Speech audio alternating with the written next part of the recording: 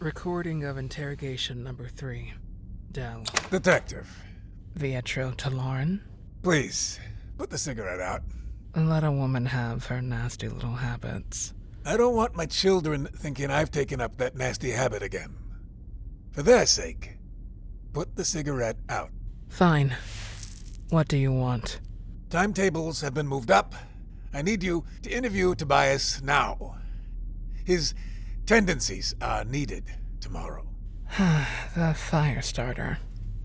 I see. I can interview Del another time, but what if my interrogation finds Tobias guilty? Consequences can be delayed for a day. I have a question for you. Of course, Detective. Why do you continue to employ me? I hate subtext the way I used to love smoking. I know what you did. I can't say I know what you're talking about. Thought you were braver. Best of luck on the case. Oh, and my daughter is having a violin recital soon. You should come. She's quite good. There's a hint of smoke. You have a keen sense of smell. I could never go nose blind to the smell of smoke. It's from a cigarette. I tried them, but they never stuck. I was told it took the edge off, but I never really got that relief. Would have been nice. Take a seat, and we'll begin. Sure. Right here? Good? What is your full name? Tobias Franke. I'm not a suspect, am I? I will be the one asking the questions here. Yeah, right. Sorry. Have you ever killed someone before? No. I've never killed anyone. No. I'm not a killer. I don't really want to hurt anyone. And it's not like I wanted to kill them. Well, I mean most of them. Some of them were some very awful people, and it did feel good to... Well, for a bit anyway. Then I started to get worried about the feeling good about this. Is it better to worry about feeling good about killing someone, or to not just feel good at all? I was told they were quite awful people. The Tallarans may be cruel, but it's only because times have been so rough lately with the power vacuum, and that kind of trafficking is just a step too far. How did you come to work for the Tallarans? Cherrie brought me in. She needed help around the garage, and she saw me. Really saw me. Later, when they learned about my habits, I burned things down for them. I've been around for enough to know how to make anything light up. And fast. And, well, people don't tend to look at me, so I just get into places easy, and yeah, I, figured out how to burn twigs from the tree since, it's not 100% more, 40%, and it takes 2 weeks, and... Where were you at the time of the murder? When was that again? 11:34 p.m., the 26th. I don't really fully remember. And you know how days just slip away once they're over? It's important that you remember. I'm trying to find the truth here. At that time, I believe I was running. I've been trying to move more. Helps me think less. I did see something that night. The night we lost her.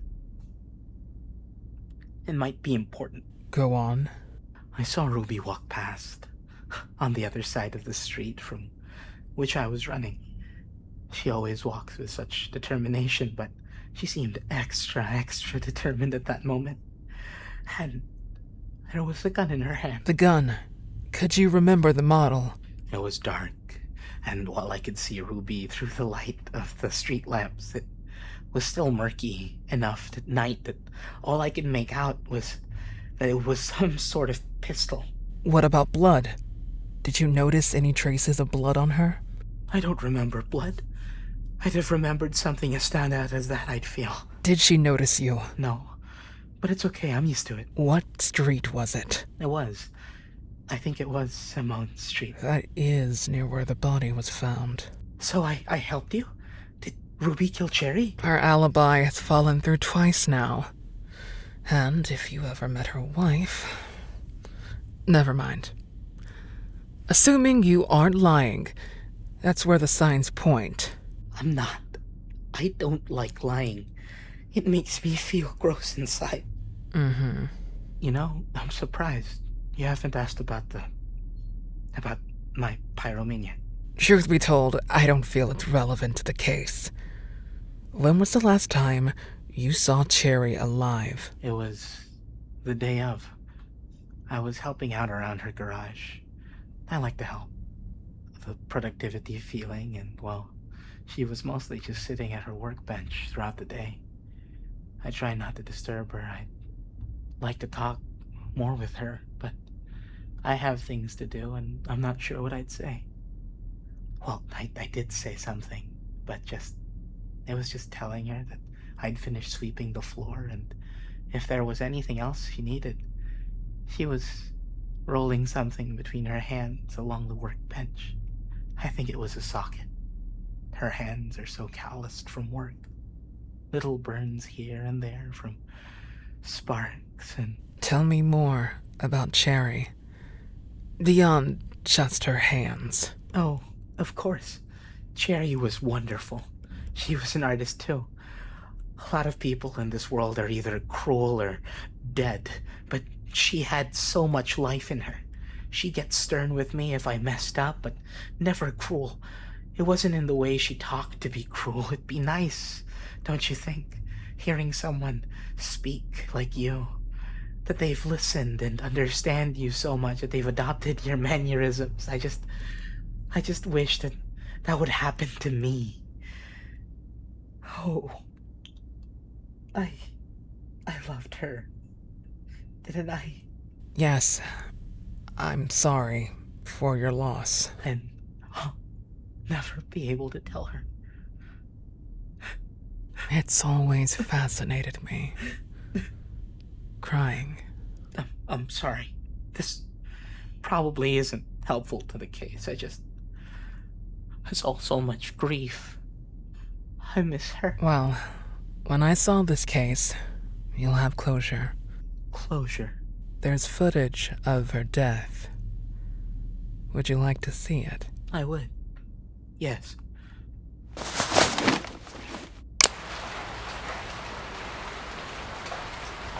Oh, hey, what are you?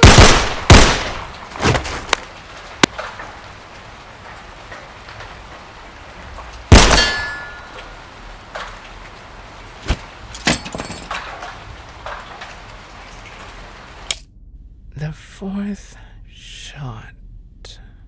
A few minutes later, this camera went offline. Someone took it down.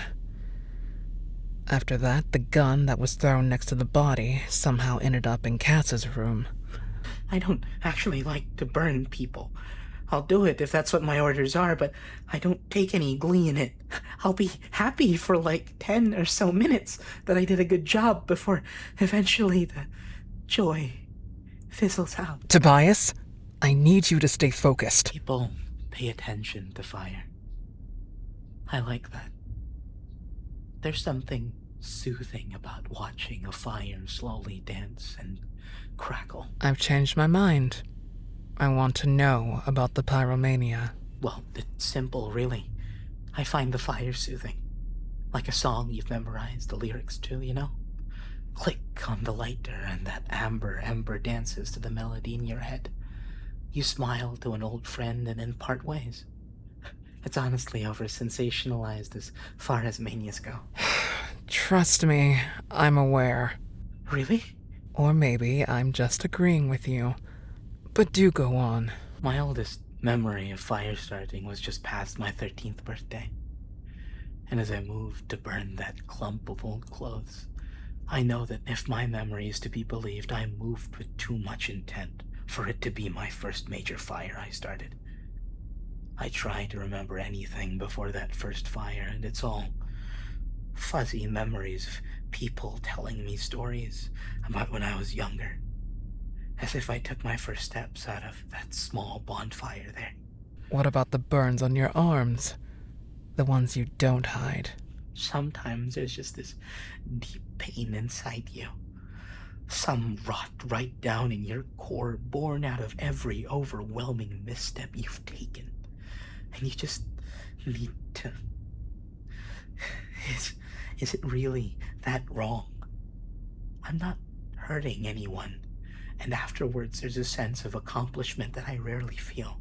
No, I suppose not. Cherrie understood me. She solved my wounds and she saw the potential in me. I don't know how. But with her gone, all that is left is a void of emptiness. The gun is on the table, but it's empty. And Cherrie, are we but the sum of our parents' mistakes and the people we love? People are much more complicated than that, Tobias. You've obviously never been hurt by someone close to you. Tobias, you would make a terrible detective. Oh, I'm sorry. I didn't mean to. You didn't know. But if we're going to figure out who killed Cherrie, I need you to focus. And I need you to tell the truth about the gun. Oh, well, you seem like you already know. I have a hunch, but this will go better for you if you tell me first. I moved the gun. I got curious why she was walking like that. What she might be walking from, and I saw her. Cherrie, dead, with a gun next to her. It all just bottomed out then, and I didn't cry. I just knew what needed to be done. I planted the gun in Cass's room. You didn't think Ruby might have killed her? No, it doesn't make any sense if it's her. It has to be Cass. But you said you saw Ruby holding a gun. I panicked when you questioned me, and I said I saw her holding it. I just wanted to help. Cass keeps the back window unlocked. When he was out, I climbed in there and planted the gun there. And how did you run into Ruby? I was following Cherrie a little. I knew she had a meeting of some kind. I just wanted to make sure she'd be safe, but I got there late and I failed. Don't focus on that. Tell me about something else. Well, I have this theory about the Queen's disappearance. I know a lot of people are happy with the new provisional government, but I was always such a staunch supporter, and since it happened the same day as... I should clarify. Tell me about something that actually matters to the case. Tell me who you were worried about, for Cherrie's safety. Cass. Cass is a monster. What he did to Cherrie, the way he treated her, she deserved better than him. And what about Ruby? What if she was the one who did it? She was walking away from the scene of the crime after all. I don't really know Ruby. I can't say. Tell me about Dell. Dell seems nice, but how can I trust any of the words they say? How do I know those aren't just niceties? I don't really know anyone, do I? Tobias, stay focused. Can you blame me? No, I wouldn't. Did you know Dar at all? That traitor?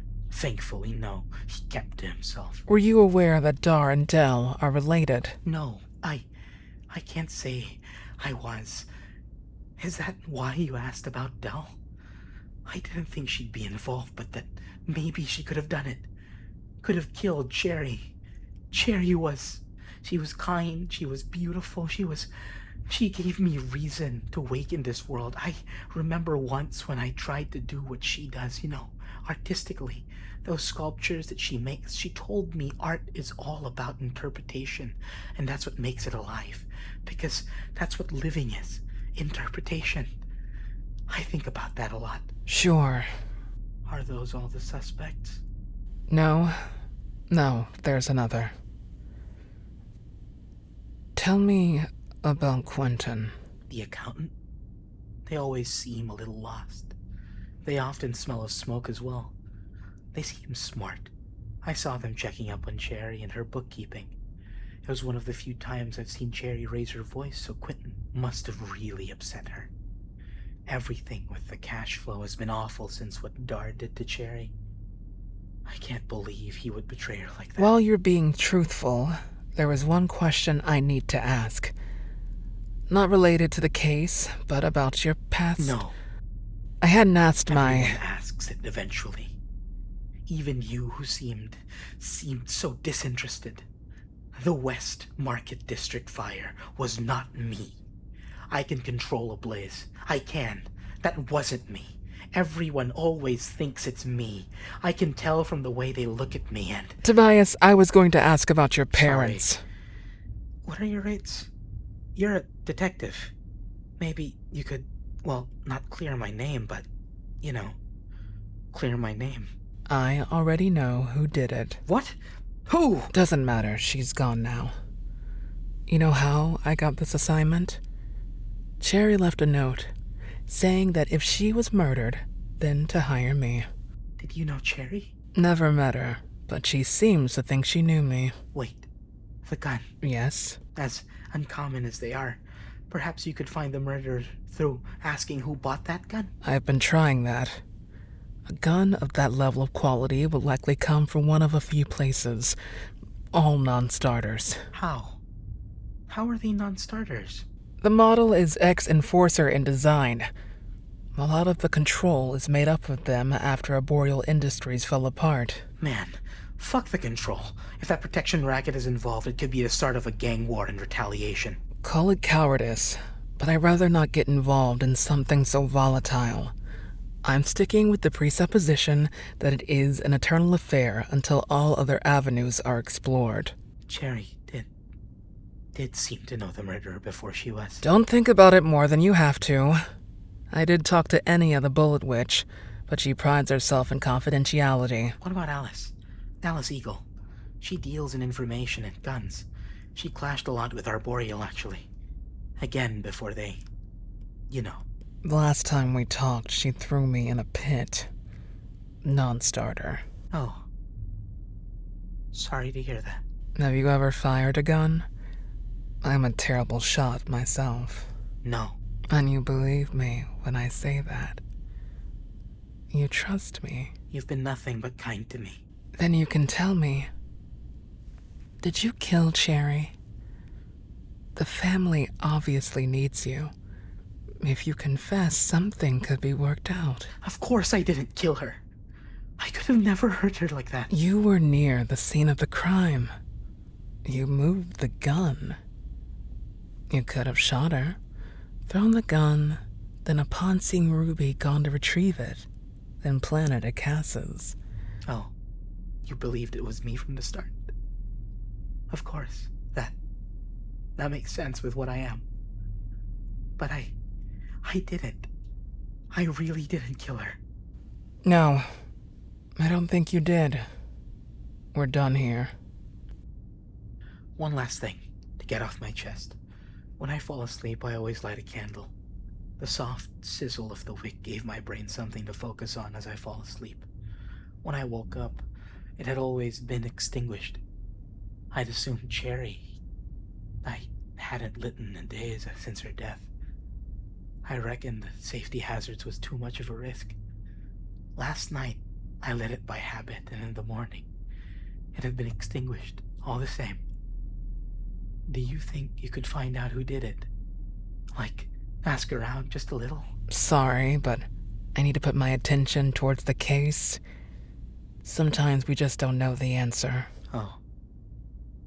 Okay. Tree 11 is written, directed, edited, and produced by Jenn Endres. The detective is played by Vyn Vox. Tobias Franke is played by Adran Garcia. Vietro Tallaran is played by Michael Carleton. Cherrie Bats is played by Jenn Endres. Tree 11 theme composed by James Donovan. Tree 11 art drawn by Shinigami Apples. If you enjoyed this, please like, comment, subscribe, and most importantly share, as word of mouth is important for indie productions like this. You can support us financially on Patreon or Ko-fi in the links below.